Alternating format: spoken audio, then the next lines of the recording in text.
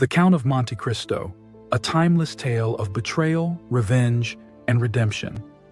Today, we're diving into one of the most thrilling and timeless novels ever written, The Count of Monte Cristo by Alexandre Dumas. This is not just a story, it's an adventure. It's about betrayal, revenge, and ultimately, redemption. Let's explore why this book, written over 170 years ago, still resonates today. The story begins with a young man named Edmond Dantès. He's hardworking, kind, and has a bright future ahead of him. Life seems perfect. He's about to be promoted and marry the love of his life, Mercedes. But things take a dark turn. Jealousy and greed rear their ugly heads. Edmond's so-called friends conspire against him. They accuse him of treason. Without a fair trial, he's thrown into the dark, cold prison of Château d'If. Imagine that, losing everything in an instant. While in prison, Edmond meets Abbé Faria, a fellow inmate.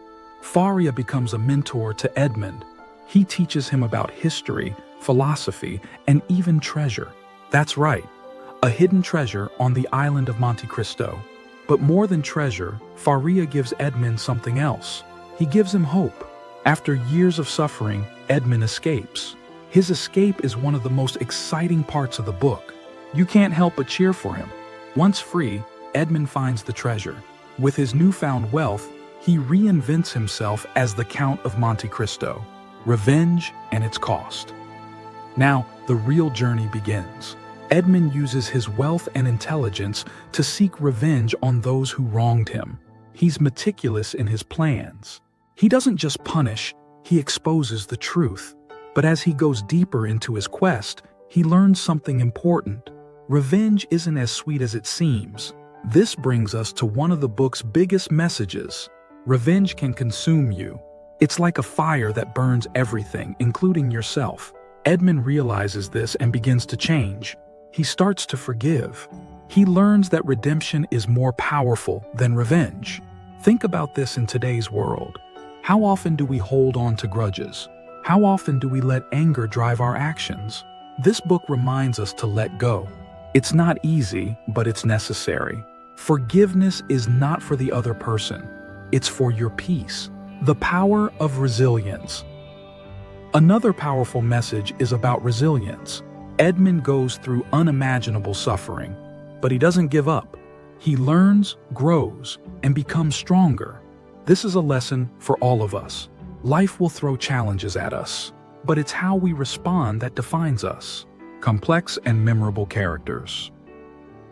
Let's talk about the characters. Each one is complex and memorable. Fernand, Danglars, and Villefort are the villains, but they're not just evil for the sake of it. Their greed, envy, and ambition make them human. They're a reminder of how destructive these traits can be. Then there's Mercedes. She's a symbol of love and loss. Her story shows us the cost of betrayal. And let's not forget Abbé Faria. He's the guiding light in Edmond's darkest hours. Rich writing and relatable themes. The writing in this book is rich and engaging. Dumas has a way of pulling you into the story. The twists and turns keep you on the edge of your seat. Just when you think you know what's coming, something unexpected happens. What's amazing is how relatable this story is, even today. We all face betrayal, disappointment, and setbacks. But we also have the capacity to rise above them. We can choose forgiveness over revenge. We can choose growth over bitterness. This book also highlights the power of knowledge.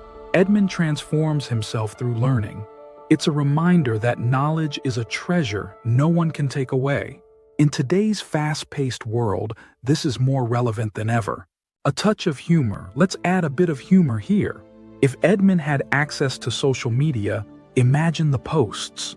Just escaped prison, found treasure, and now I'm a count. #glow-up. But jokes aside, his transformation is inspiring. It shows us the power of perseverance.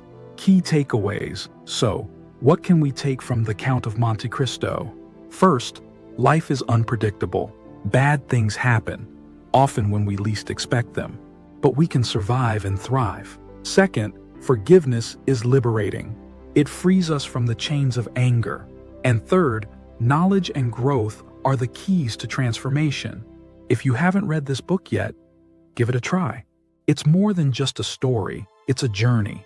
You'll laugh, cry, and maybe even reflect on your own life. And isn't that what great books are supposed to do? Thank you for joining me on this adventure. If you've read the book, I'd love to hear your thoughts. And if you haven't, what are you waiting for? Let's keep exploring stories that inspire and transform us.